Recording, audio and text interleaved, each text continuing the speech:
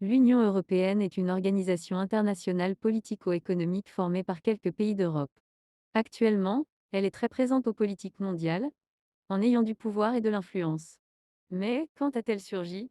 Elle a toujours été comme ça? L'origine remonte après la Seconde Guerre mondiale, quand en 1945 l'Allemagne est vaincue par les Alliés.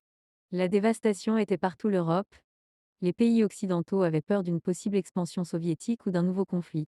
Pour cette raison, en 1951, la Communauté européenne du charbon et de l'acier est créée. Les 6 pays fondateurs ont été la France, l'Allemagne de l'Ouest, la Belgique, les Pays-Bas, le Luxembourg et l'Italie. Les industries du charbon et de l'acier étaient fondamentales pour la production d'armes. Si les pays dépendent des autres pour cette industrie, un futur conflit serait moins possible.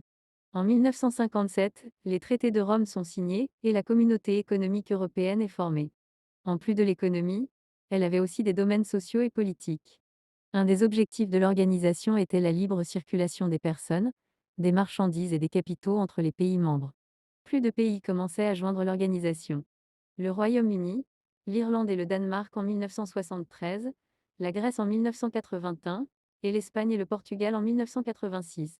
En 1992, avec le traité de Maastricht, l'Union européenne que nous connaissons aujourd'hui est officiellement formée.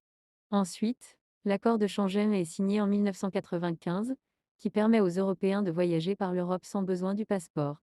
Et évidemment l'introduction de l'euro en 2002 comme nouvelle monnaie à beaucoup de pays membres. L'Autriche, la Suède et la Finlande ont uni l'Union européenne en 1995, en plus d'un grand groupe de pays en 2004, la Pologne, Chypre, l'Estonie, la Lettonie, la Lituanie, la Slovénie, la Slovaquie, Malte et la Tchéquie. Les derniers pays ont été la Bulgarie et la Roumanie en 2007 et la Croatie en 2013.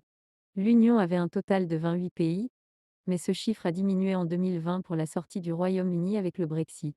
Quelques pays peuvent se joindre au futur, à une Union européenne qui croît mais peut affronter une crise à l'avenir pour la situation actuelle, mais l'Europe se maintiendra unie et forte.